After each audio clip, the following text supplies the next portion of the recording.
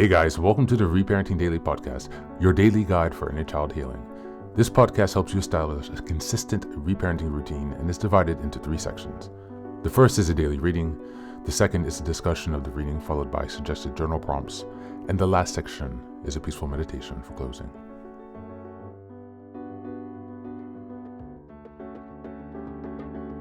Good morning, good afternoon, and good evening from whenever and wherever you're joining us today. I'm so glad that you're here as we continue on this journey of self-expansion and growth. If this is your first time, welcome. Before we dive in, a few quick reminders. Please like, share, and subscribe to this podcast on Apple Podcasts, Spotify, and YouTube. Your support here helps us spread the word, allowing us to continue to grow this community. Next, I'd like to introduce our Patreon group, where we have 3 weekly meetings. On Sunday, we have a meditation meeting. On Tuesdays, we have a book club meeting. And on Thursdays, we have open topic discussions. These meetings take place at 6 p.m. Eastern European time, so this is Paris, Amsterdam time. I'm also thrilled to introduce the Reparenting Daily Journal, which you can find on Amazon. This journal follows the exact theme of the podcast, so each week and each monthly theme and sub-theme, it provides you space to keep your notes and plenty of extra resources for each topic we discuss. It's a really great tool, and if you purchase it, you can join our 3 weekly meetings for free. Just send me an email and we'll get you linked into that. Next, I'd like to announce another creative project I've had, which is a 3-volume series entitled Fairy Tales for Reparenting. Now, you might think, yeah, we're a bit old, fairy tales are a bit fluffy, so why fairy tales exactly? In my own personal work and research and reading into the work of Carl Jung and Marie-Louise von Franz, and just a lot of other types of reading and spiritual readings that I've done, has kind of led me to this journal to rediscover the magic of fairy tales. So I've created this 3-volume series that progresses along the hero's journey from beginning to middle to end. All of the fairy tales there correspond to that point of your journey. At the end of each story, you will have journal reflections and also space to keep your notes for things that you've learned. While returning to fairy tales might seem childish, foolish, or immature, there's actually a lot of value buried there, not to mention the ability to connect with your inner child. These books are filled with fairy tales that you might know, and also some from around the world that might be new for you. So you can look forward to something exciting and a new way to connect with your inner child and to work on your inner child healing if you like. All of these books are available on Amazon, so go ahead and take a look to support this project. Your help here really means a lot. Reparenting is a journey of growth, iterative change, and continuous improvement. Much like nurturing the bonsai tree, it requires patience, care, consistency, and attention. Thanks for being here and for supporting this work, and also for committing on your journey of self-expansion. Now, without further ado, let's dive into today's practice. Today's reading is from Headspace. It's an article entitled, How to Practice Self-Love. Just as a reminder, we're in June, and the theme for this month is Cultivating Self-Worth and Self-Love. We're in week 3, which is June 15th until the 21st, and the theme for this week is Practicing Self-Love. How to practice self-love. So often in life, we gravitate towards people and things to feel that we are loved and lovable. We've grown up seeking external validation from parents, and caretakers, so it makes sense that we'd also crave this affirmation from romantic partners or praise from a boss. But if we require validation in order to feel positive about ourselves, we place our happiness and confidence on shaky ground. Our belief in our own value starts to crumble if that partner leaves us, if we have a challenging day at work, or if we ever face criticism. That's why it's important to practice self-love. Through simple daily actions and a mindfulness practice, we can cultivate a sense that we are worthy, valuable, and lovable, no matter what is or isn't happening around us. We can learn to interrupt our default thought patterns and instead show ourselves that we care all we deserve. What is self-love? Self-love is the very idea of love itself.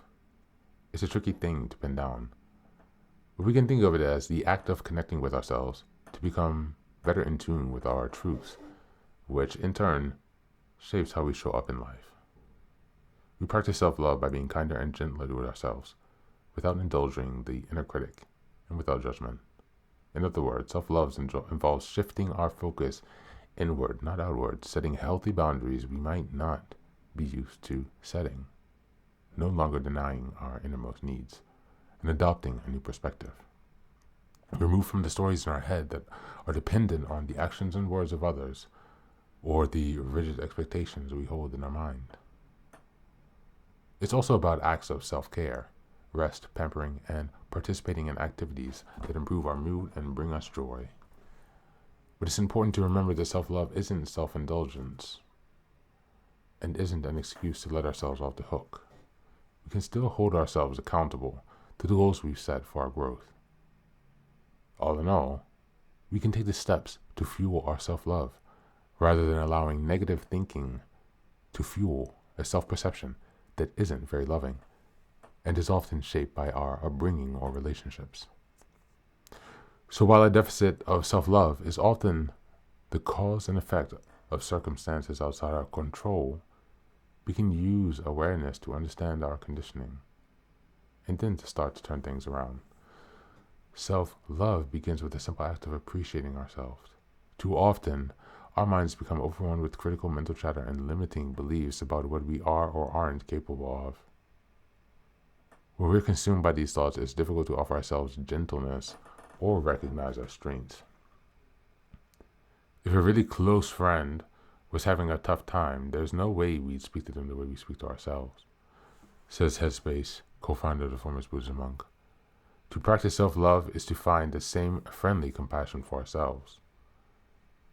And that word, practice, is important. Self-love is more than just the absence of negative self-talk or a sustained positivity towards ourselves. That would be unrealistic and unsustainable.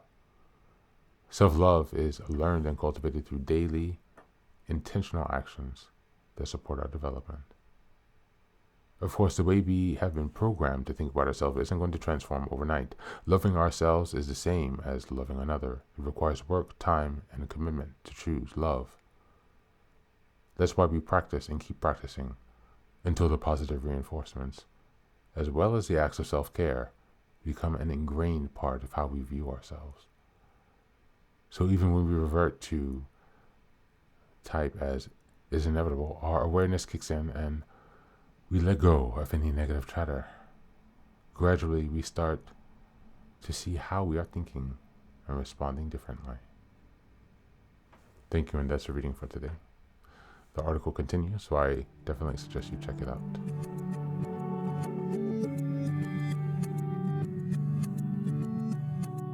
Welcome back. Today's reading offers a clear and grounded understanding of self-love as an active daily practice, treating ourselves with compassionate honesty and care. Rather than thinking about indulgence or ego, self-love is about turning inward, listening to our inner needs, acknowledging our conditioning, and taking consistent supportive actions. It's about shifting from self-indulgence to self-curiosity, from harsh inner criticism to the kind of compassion we really extend to those who are close to us. Importantly, reading reminds us that self-love is a practice, not a fixed state, and that it develops over time through awareness and effort. This message is vital for reparenting. When we grow up without nurturing acceptance or emotional safety, we internalize the belief that we aren't worthy of love unless we meet impossible standards or gain approval from others. Practicing self-love means rewiring those internalized stories, learning to become the loving caregiver we never had. Through consistent self-affirmation, boundary setting, and kindness, we create a new internal relationship with our inner child, can feel seen, safe, and valued. This is the heart of reparenting, learning how to love ourselves the way we were never taught. As we go into the journal prompts today, number 1, what are 3 ways I can show myself love today that don't depend on external validation? Number 2, what stories or beliefs from my childhood still influence how I treat or talk to myself? And number 3, how does my inner child respond when I offer myself kindness instead of criticism? What would they want from me? That's it for today. As always, thanks for being here. Take care of yourself and be well.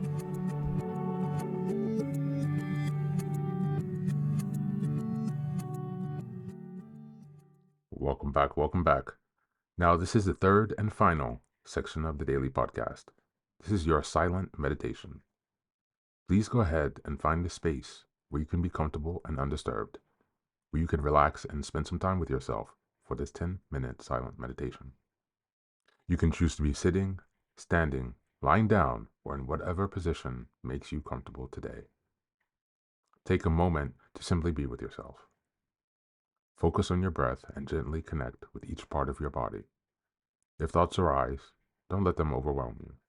Just observe them without attachment.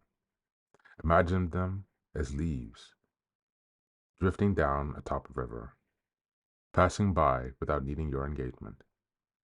Stay present, grounded, and open to this moment, no matter what time you are listening and practicing this meditation. Namaste.